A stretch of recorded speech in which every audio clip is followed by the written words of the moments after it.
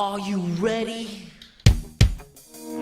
Inside handoff, Edwards, and he's got some room to the 30, to the 40, to the 45, to the 50. Can he outrun the Buckeyes? Think you could tell us what to wear? A touchdown on number 5. And how about more? Moose Muhammad! You think that you're better? Break it down! Welcome to the College Football X with your hosts, John Nelson, John Wilkerson, and Phil Cantor. Hello, everybody, and welcome back to another episode of the College Football X. We are the online sports guys, and this is our college football podcast. Joining me, as always, brother John, brother Wilkie, at OSG Nelson, at OSG Wilkie. Marty's not with us this week. You know, in this case, it's not because Ohio State lost. Yeah. He actually really is under the weather. Yes, he but he was not. Let's just say he had a difficult day yesterday. Ooh. Well, I had a difficult Friday. Guys, yeah, you did. You did. Guys, there is a lot to talk about after a busy college football 4-day weekend where anything that you thought could have happened did, and then some. I mean, we had upsets. We had home teams holding serve, rivalry week craziness, coaching changes, coaches quitting, coaches taking new jobs. The playoff field changed, all kinds of stuff, and all things we're going to get to over the course of the show. And we might as well start with a recap of the week. The big game, the game of the century this week, this month, the sequel, because Georgia-Tennessee was, I guess, the game of the week this month, this year. Check. Part 1. Yes. A few weeks ago. And that's Ohio State and Michigan. Michigan basically went to the horseshoe and took Ohio State out to the woodshed. I did not see that coming. Bunch of big plays. I almost said Cade McNamara. J.J. McCarthy had a huge game throwing the ball. The running attack just dominated Ohio State and basically Michigan made Ohio State look slow and really kind of almost uninteresting. Well, we may not have seen this coming, but it was building. And Michigan just, they had something to prove. They have they always have this chip on their shoulder ever since Jim Harbaugh, the criticism with Jim Harbaugh. And of course, last year they got in the playoff and didn't perform well. But no, they still had a lot to prove. And let's face it, they've kind of coasted through this regular season. They've played well, but people just don't give them the credit they should have. Well, this is a watershed moment for Jim Harbaugh and the Wolverines. They go in the horseshoe to dominate Ohio State the way they did. And, we've all thought Ohio State's one of the better teams, one of the top 3 teams in the country this year. And they may still be that good, but on that day they weren't. And now Michigan has kind of taken the mantle of Big Ten superiority. And, to me, it's, hey, I'm not going to use the Texas is back scenario, but this was a watershed moment for the Wolverines. I mean, and I think that what you have to do also is give the Michigan defense a lot of credit, considering this was absolutely 20-17 at the half, and Ohio State, I can open up on one hand.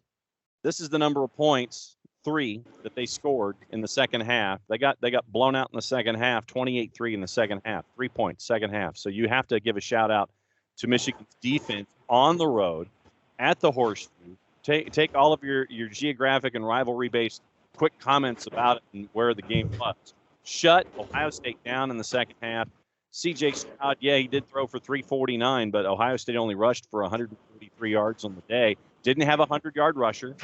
Your top rusher was Chip Crank, only 83 yards on the day. So Michigan locked down Ohio State in the second half, and I think that's just as key as anything. Yeah, the key stat that somebody was brought up in the pregame show was the team that runs the ball for more yards has won this game every year for like the last 2 decades almost. Yeah. And Michigan easily dominated the running game. Donovan Edwards, 216 yards, 22 carries, 2 touchdowns. That and a stifling defense was all it took.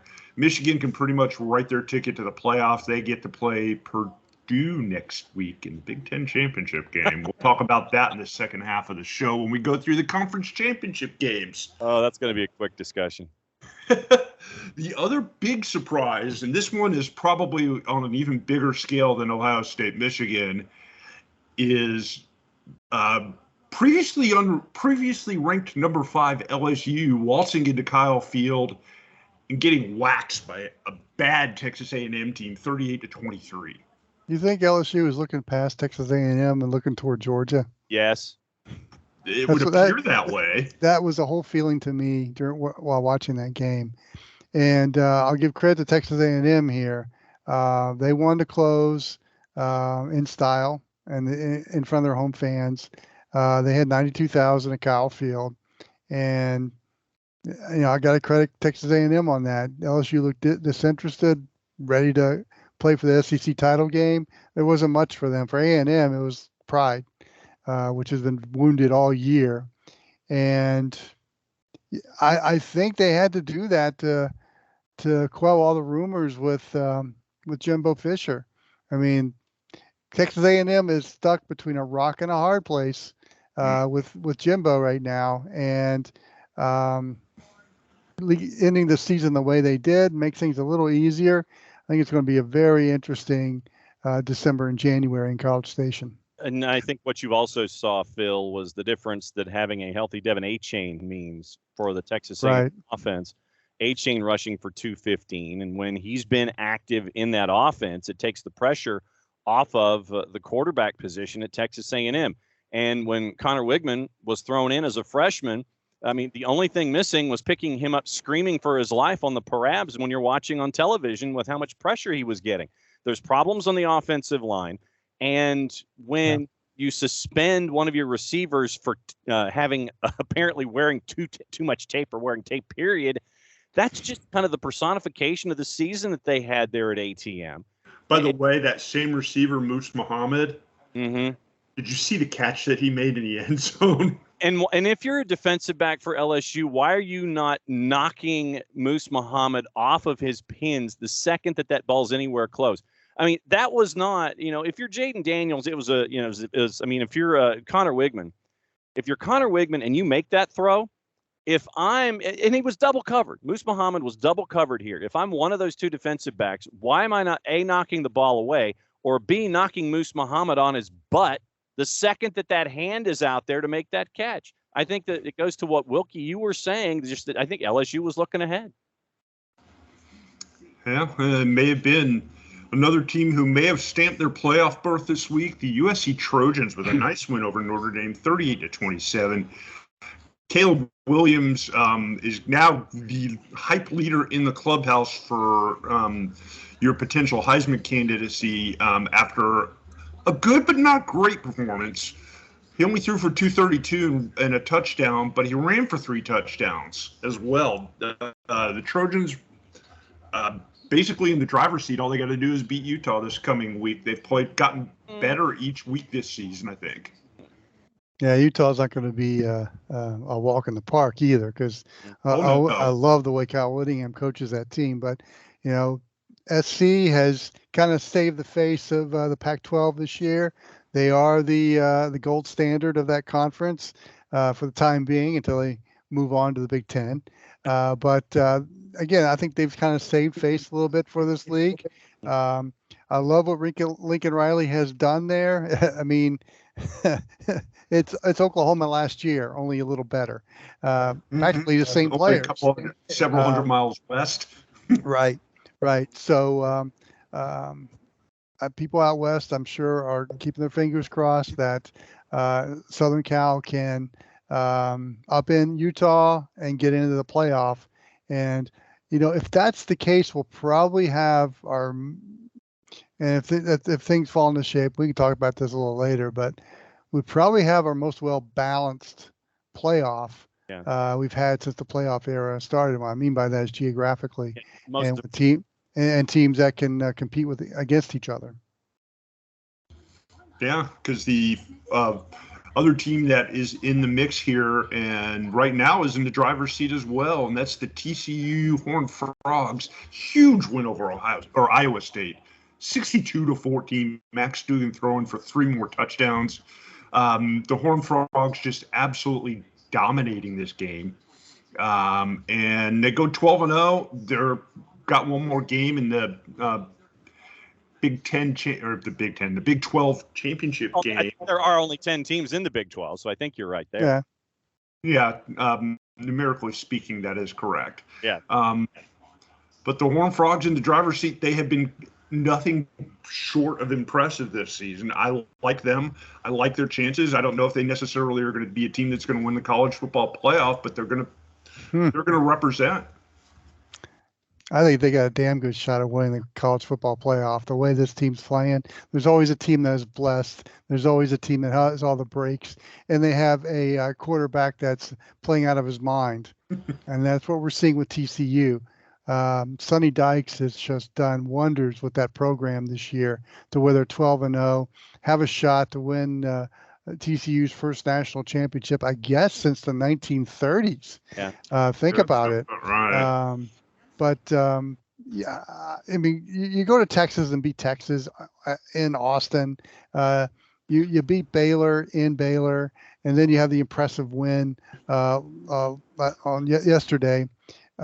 This team's poised to make that deep run in the playoff, and I expect them to see in the college football playoff title game, just the way they're playing. All right, so then let me ask you this, Wilkie. Obviously, we know a couple of the names. Dugan's one of your representatives to go to New York City, right? Yeah. I mean, yesterday he puts up, and he didn't even play the full game because, I mean, you're looking at the box score, and it was 55-7 after 3. So Max Duggan pretty much took the fourth quarter off. Chandler Morris came in and went 5 for 6. But Duggan did what he does. He throws for 212, 3 scores. You get another couple of rushes in there as well, but the defense. And so once again, you get another balanced effort where a bad snap and it goes back the other way, things like that. You're getting all aspects of the game for TCU to, for folks are reminded, it's always sunny in the Metroplex. And so it's you're right. At least in Fort Worth. Yeah. Yeah. It's always sunny in Fort Worth. So I think that you're looking at TCU, and I wonder if, because of the novelty of TCU, because it's not one of the traditional conferences and the traditional names, I wonder if the neutral throws themselves behind TCU if they end up making it into the Final Four. Interesting thought. Very interesting thought. Some other games of note, a team that had a very, very remote, at best, outside shot of eking their way into the playoff conversation finds themselves sitting on the outside. That's the Clemson Tigers. Down in the Battle of South Carolina, 31-30, a game, a surprisingly impressive win by the Gamecocks, who started off 14 points in the hole, but they came back and pretty much dominated a game in the last 3 quarters. Mm-hmm. How about the last 2 games by Spencer Rattler? Yeah. I mean, we've criticized him. People have criticized him about his erratic play. Well, he's put 2 great games together at quarterback for the South Carolina Gamecocks, and you can see what his talent means when he's on. Strong finish by South Carolina. And Clemson, I just wonder, and this is me talking here, Okay. I just wonder if we're starting to see a little changing of the guard in the ACC, simply because, Florida State to me was impressive against Florida, even though it was a shootout. Just the way that team's being built. I was very impressed with Florida State, and the Florida State Clemson game next season is going to be one of those where we may be seeing the changing of the guard, where Mike Norvell's doing. I'm really impressed with, and Dabo Swinney's been there now 15 years. Is the message still fresh in Clemson? Is things starting to get a little stale in Clemson right now? But that, great win for Carolina. I don't know where this puts Clemson as they head into next year, but they'll be doing some serious soul searching. Well, and I mean, you look at the last name of the head coach at South Carolina, and Shane Beamer. we know what special teams mean. Yep. Yeah. And Dad was in the stands too. Yeah, good to see Frank. And we know what special teams means to a Beamer coached program. And when you have a punter that is as efficient and a special teams game that is as proficient as you're seeing at South Carolina, it's an aspect I think that's overlooked with a lot of programs. Everybody focuses, and I've done it on this show, I focus on offense and defense, but you look at what Shane Beamer's also got on special teams. When you have a punter that's that's averaging north of 50 and is putting in, I want to say 44 net, that's the kind of guy that you can have flip the field for you in situations like that, and you can pin your opposition back. I think that's just as important as having the development of a quarterback like a Spencer Rattler. We look at that third phase. We don't look at it enough, but when you can attach it to a guy with the last name of Beamer, I think it's something you can focus on, and just as a reminder of how important that third phase can be.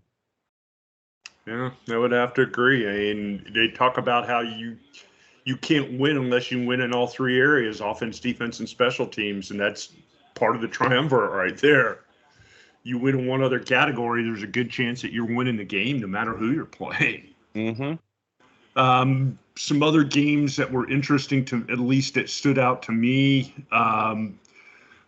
Oregon State with a comeback win over Oregon, 21 points in the fourth quarter to come from behind, beat the Duckies 38-34. Oregon State with a win. Nicely done. Mm-hmm. Very impressive performance, too, by the Beavers in the second half. I watched that game, and boy, what a raucous crowd they had in Corvallis as well. But that's a signature win for Jonathan Smith. Yep. Oregon State was sneakily good this year, Mm-hmm. and that's really the first time I paid attention to them.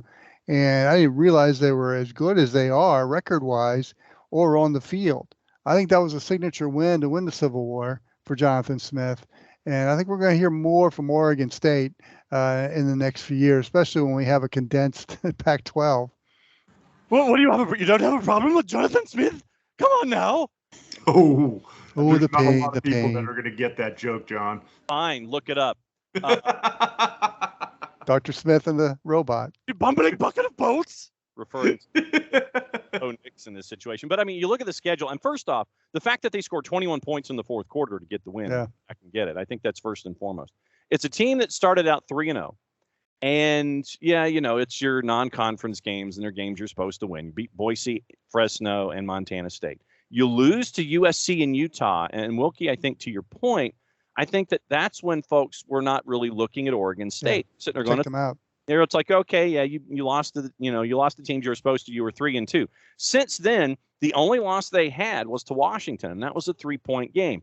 They got wins over Seattle, good Washington team. Yeah, so you're another team that was sneakily good. Yeah, Stanford, Wazoo, Colorado. You're supposed to beat them. You beat California. You beat Arizona State, and then this next level win. So you beat the folks in conference you were supposed to, but you get this next level win for Oregon State and knock them off and keep them from getting into the Final Four discussion. You mentioned signature win, and I think you're spot on.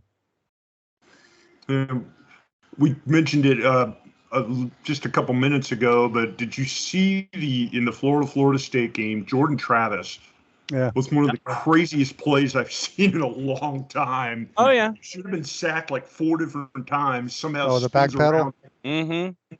Yeah. Yeah. That was impressive.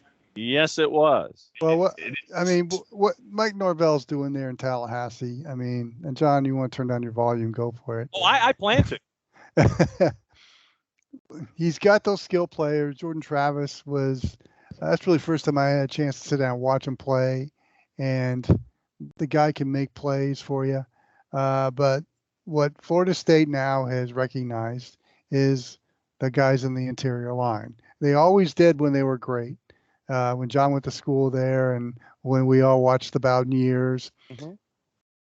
And one thing about Mike Norvell, he's recognized that and brought those kind of kids in. That offensive line, we talk about Jordan Travis's crazy play. That offensive line protected him well most of the game, and the run blocking I thought was fantastic. And Florida's defense, I mean, it was pretty good. So I I'm really interested to see how that team plays next year. Who's not going to go in the transfer portal, who they bring in, all that stuff, because this is the year of you don't get much commitment or the year where you don't get much commitment out of your players.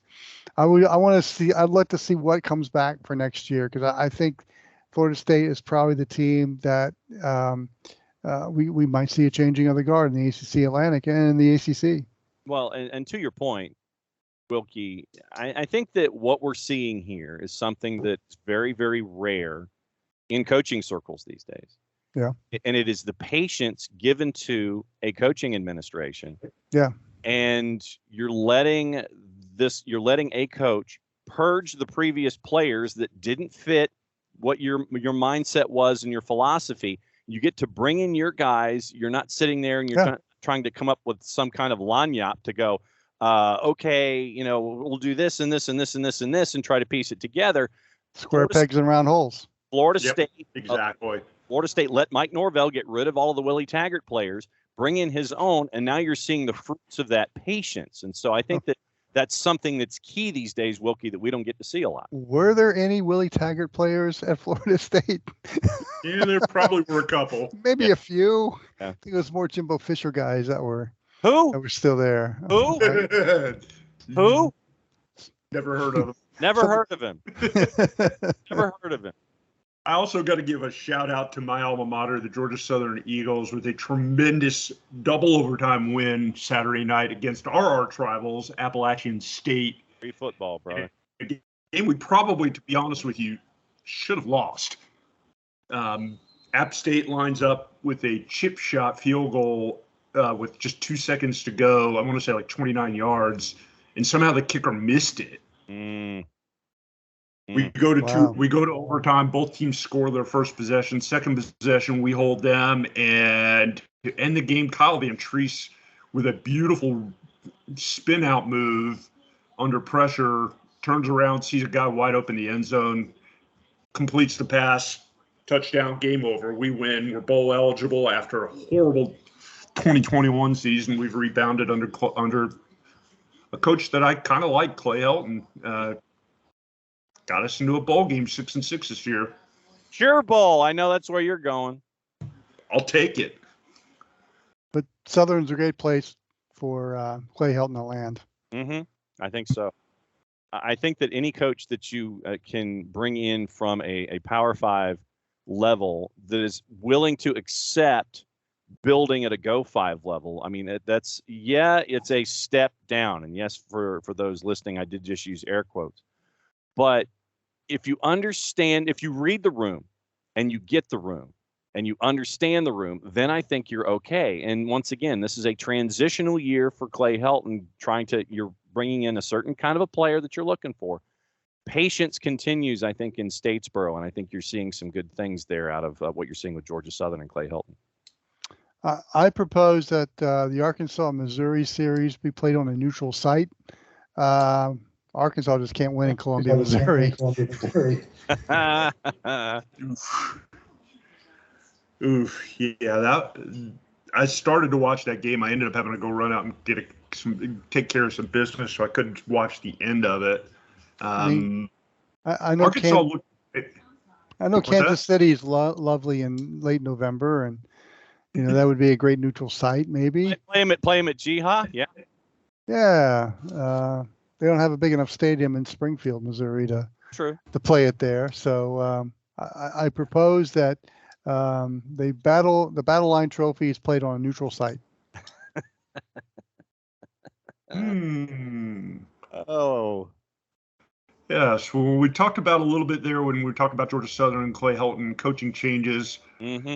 About coaching changes, and it's that time of year, guys, when we come back in the second half of the show. It's time to kick in the college football coaching carousel because we got tons of coaching news to talk about as the carousel spins and guys jump off and guys jump back on. Mm-hmm. Lots of coaching news. A look ahead at the college football playoff, and we preview Championship Saturday. All that and more when we come back for the second half of the X. You are listening to the College Football X on the OSG Sports Podcasting Network. Please like and subscribe. Warning. Orthopedic surgeons are seeing an increase in overuse injuries when young athletes perform the same repetitive stressful motions over and over. Pitching, tennis, weight training, even long swimming workouts can cause overuse trauma that may require surgery. If your kids play and train hard, visit orthoinfo.org or stopsportsinjuries.org. A message from the American Academy of Orthopedic Surgeons and the American Orthopedic Society for Sports Medicine. Hey, I'm Willie Nelson. Thousands of veterans are living on our streets right now where they're being robbed, beaten, and even killed. And if this happened behind enemy lines, we'd be outraged. So please help us get our veterans into safe, permanent housing. Donate any amount at veteransmatter.org. Or you can text VET to 41444. They fought for us, and now we fight for them. Veterans matter. Enter the carousel. This is the time of renewal.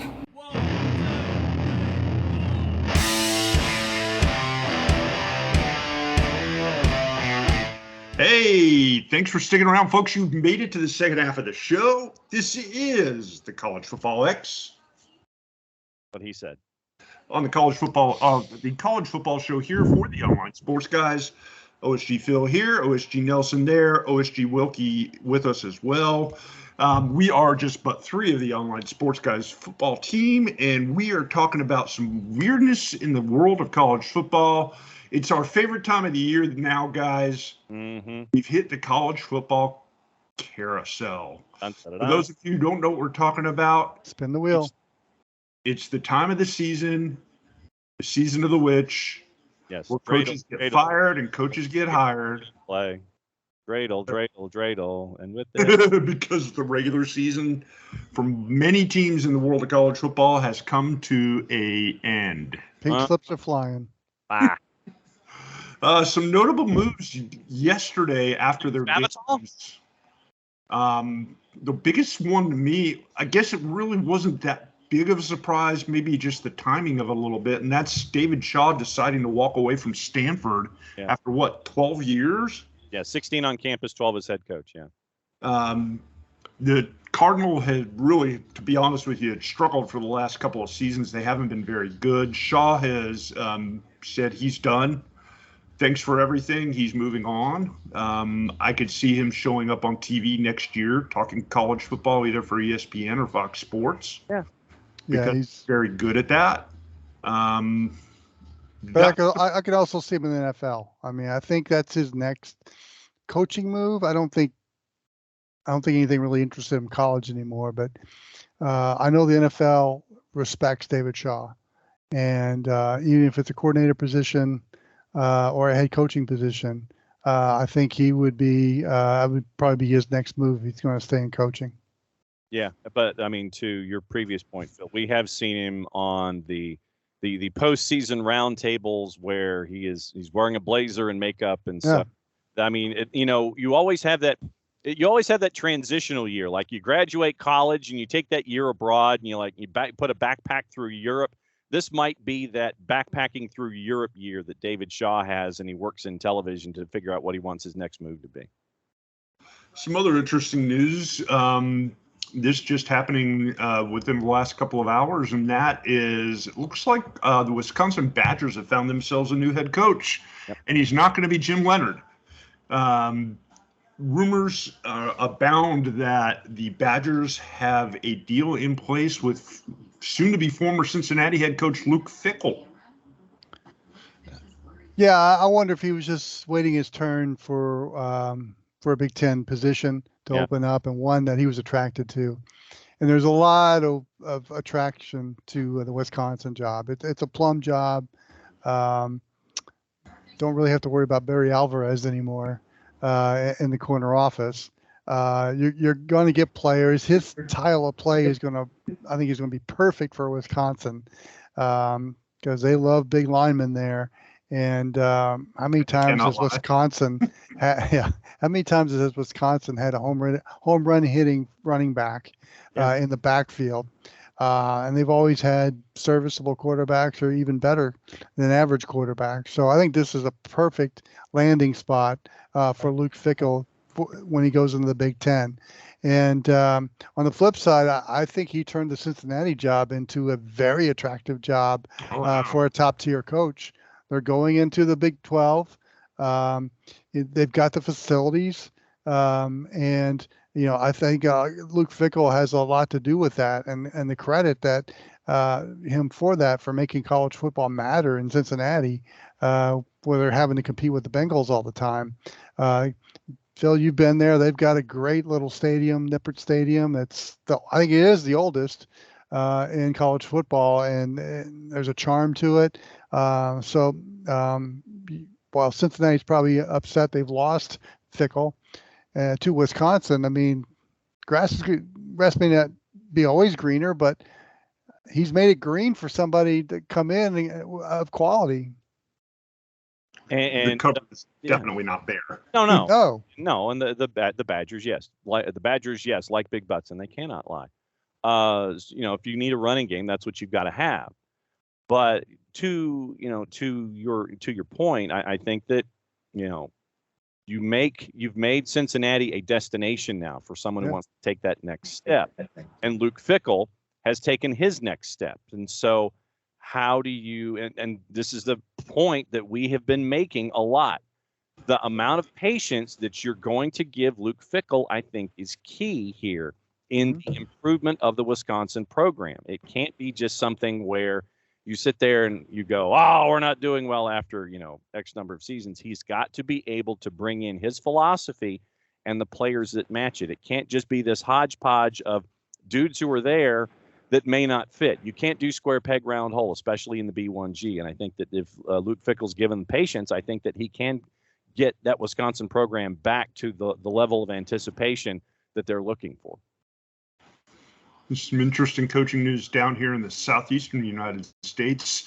Rumored to be a potential candidate for the job at Auburn. Lo and behold, Lane Kiffin gets an 8-year contract extension at Ole Miss. Yeah. Not a surprise. No. I'm wondering how they got around the 4-year minimum, the 4-year maximum that you're allowed as a state employee in the state of Mississippi. Because the job is going through the Ole Miss privately funded Ole Miss Athletic Association. Right. There you go. And because, for me, I was thinking, was it going to be one of those double rollover contracts where it's 4 years and it's rolled over and for another 4, those kind of things. And we have seen Lane Kiffin get the extensions that have been under that 4-year window. But as an employee outside of the state of Mississippi, then that way that does help out. And I know that everybody was sitting there and wondering that Lane Kiffin was going to be heading someplace else. To be perfectly honest, the real winner in this situation, especially in the SEC, is Jimmy Sexton. Absolutely. Jimmy Sexton. At one point, at 11 of the 14 coaches in the Southeastern Conference. Anytime a coach in the Southeastern Conference gets his wings in the form of a contract extension, Jimmy Sexton is truly the one that wins.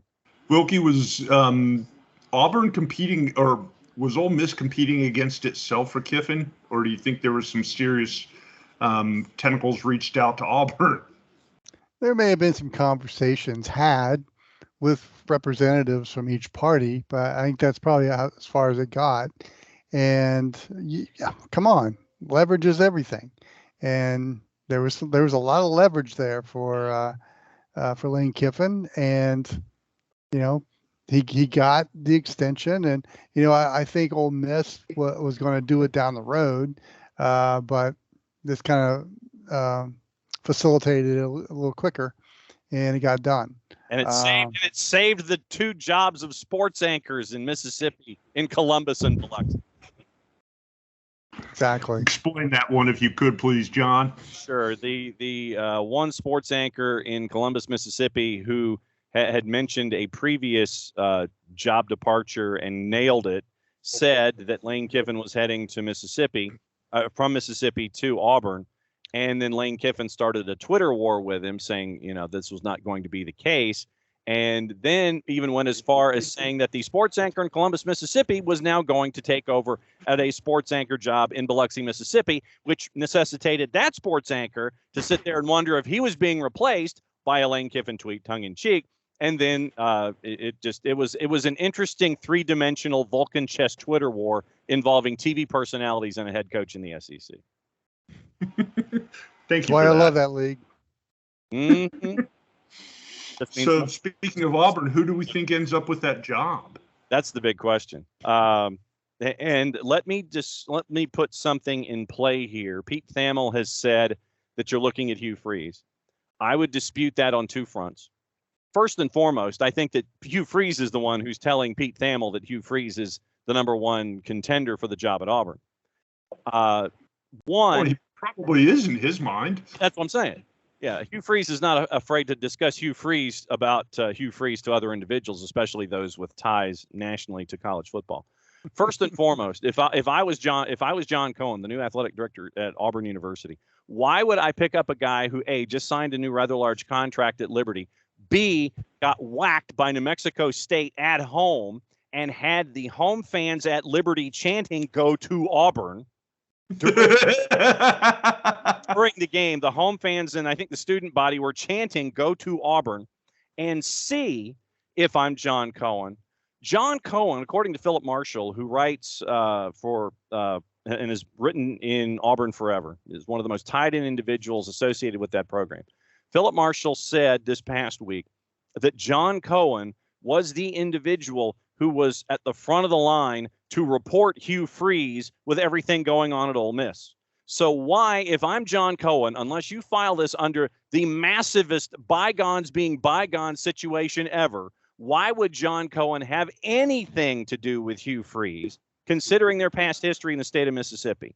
So that to me is A, B, and C as to why it won't be Hugh Freeze. My personal favorite would be Jamie Chadwell at Coastal Carolina. I've said that for weeks. Jamie Chadwell is economically feasible, considering you just laid out, or Jimmy Rain probably just laid out, $15 million to get rid of Brian Harsin.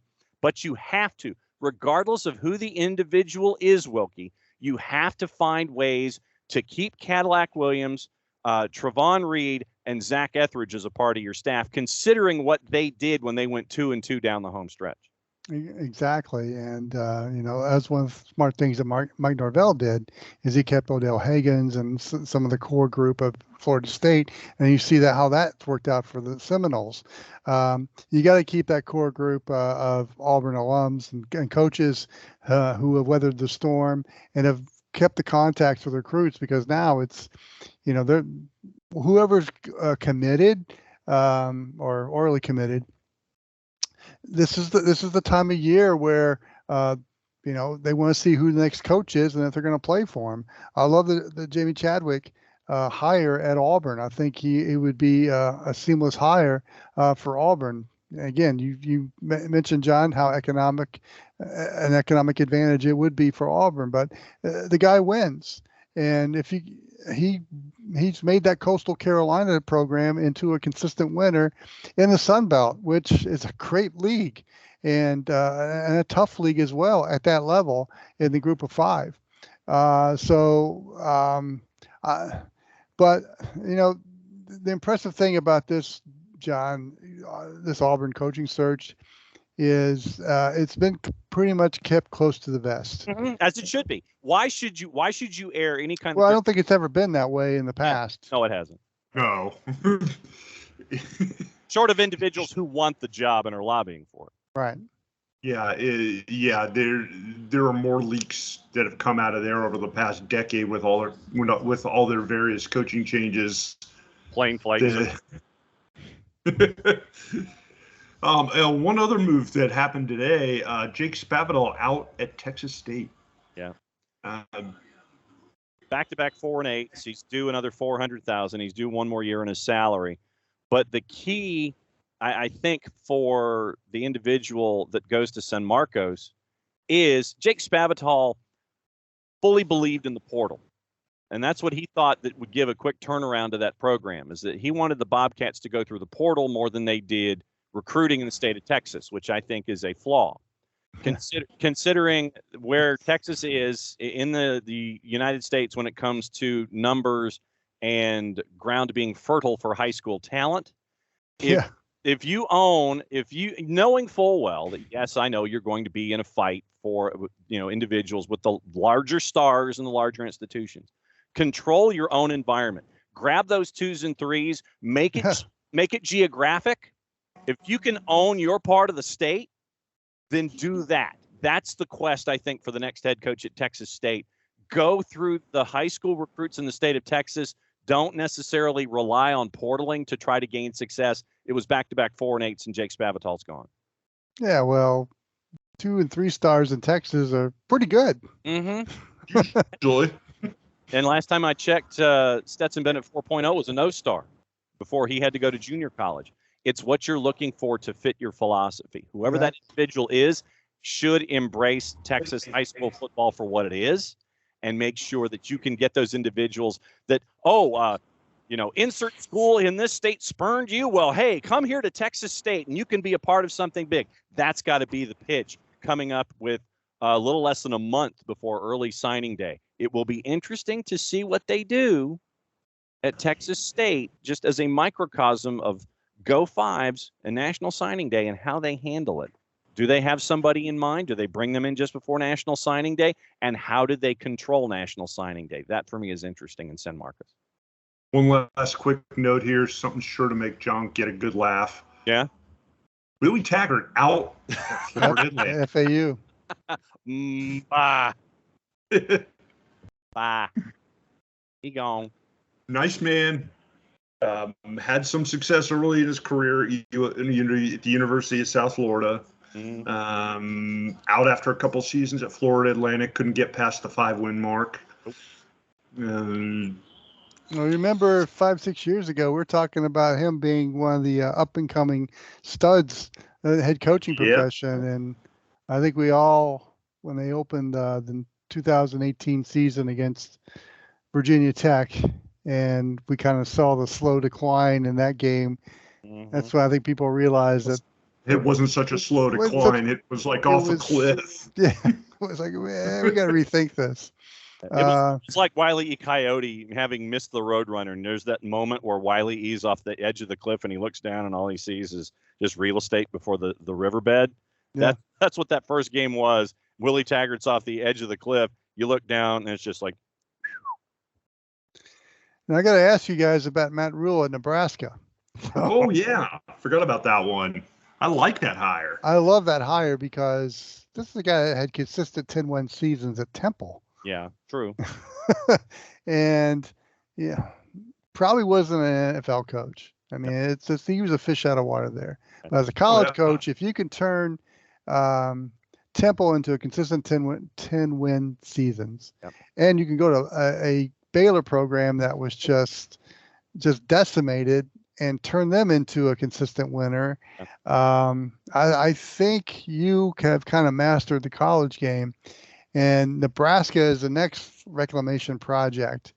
And I'm excited to see what he can do in Lincoln. There's a lot of damage control that's going to have to be done there.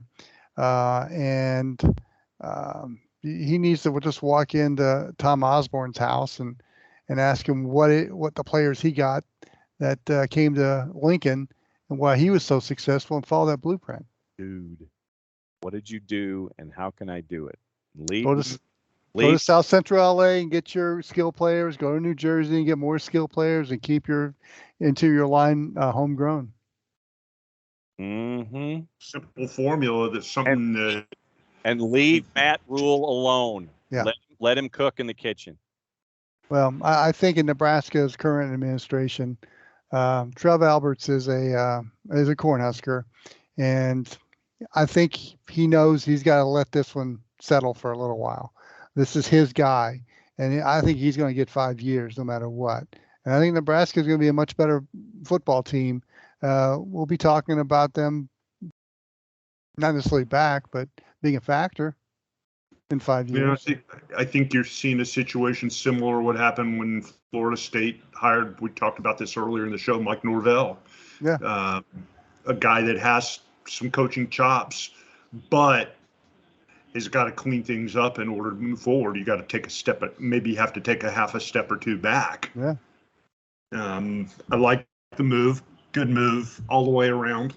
Any other moves you see coming here in the future, guys? I think we're good for moves at the moment. I don't see anything. I don't see anything that's going to be a lightning bolt. After the seasons are over and the championship games are over next week, I think that you'll sit there and you'll see some moves with some teams that might be hanging just below 500, some 4 and 8, some 5 and 7s, things like that. But I don't see a lightning bolt coming in the next couple of weeks. Unless somebody's just dramatically jumped ship, which has happened in the past. True that. Now it's time to look ahead. It's championship week.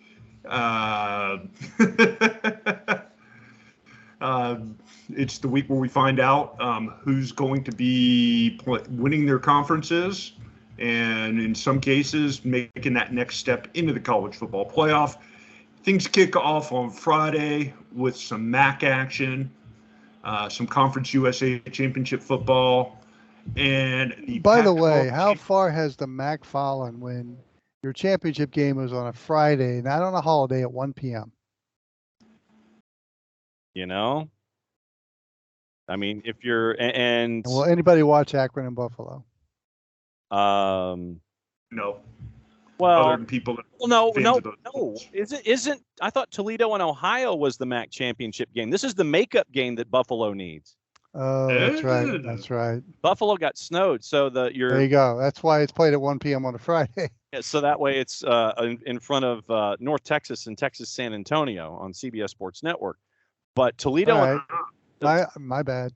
Sorry. Yeah, mine too. I completely misread that.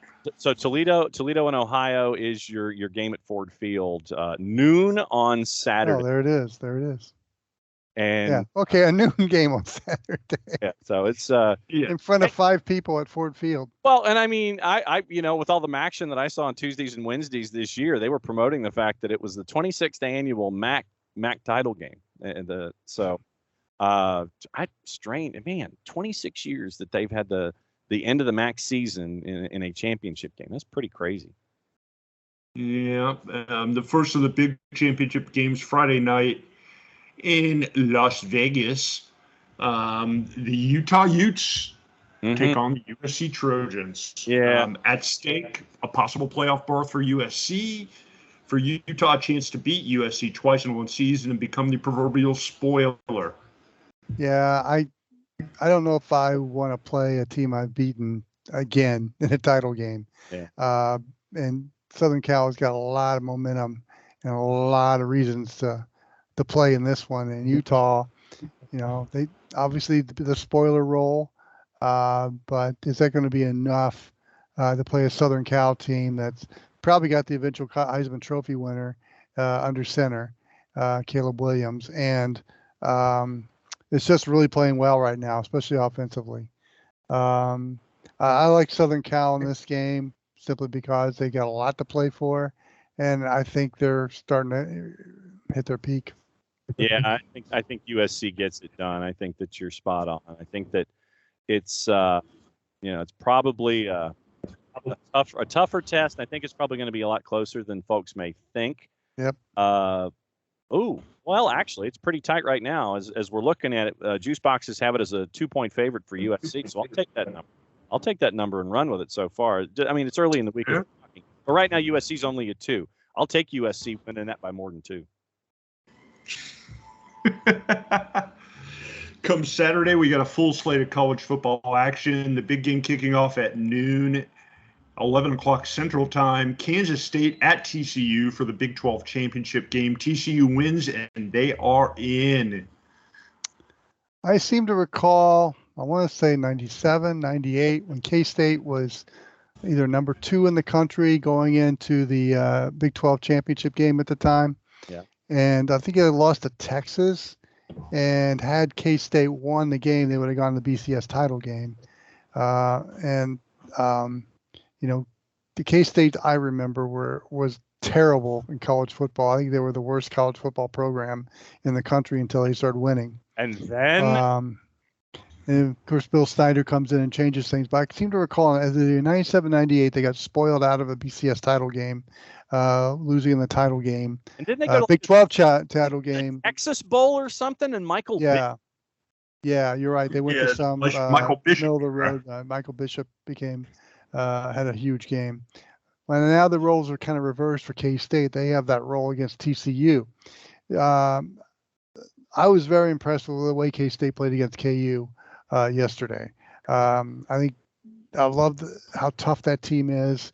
And I give K-State a puncher's chance to win this game. I think, the Big 12 championship game, when you get a good matchup, especially like this, is the only one that, to me, that can rival the SEC title game. There's going to be about 50,000 from Manhattan, from the Little Apple coming down. And TCU is going to have their crowd. So there's going to be close to 90,000 at Jerry World. And it's going to be raucous and it's going to be crazy. And people are going to see if TCU can stay undefeated. Want to see Max Dugan and the boys play. K-State's got kind of a blue-collar attitude. Chris Kleiman, to me, is a very underrated coach. He's been able to do something I didn't think he could do, is continue the winning ways at Manhattan after Bill Snyder left again for the second time. Not to say it happened, but I give him a pretty good chance. K-State a pretty good chance to pull off the upset. With that said, I really like TCU in this game. They've got everything going for them, and I think they can withstand whatever K-State will throw at them. Right now, TCU's only a 2.5, so it's within. That didn't shock me. Within the margins. I think TCU. I think TCU gets it done. I think it's a tight game. I think TCU covers, especially if this line stays as low as it does. It started out at 1.5. It's up to 2.5.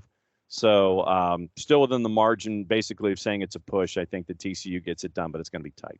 Yeah.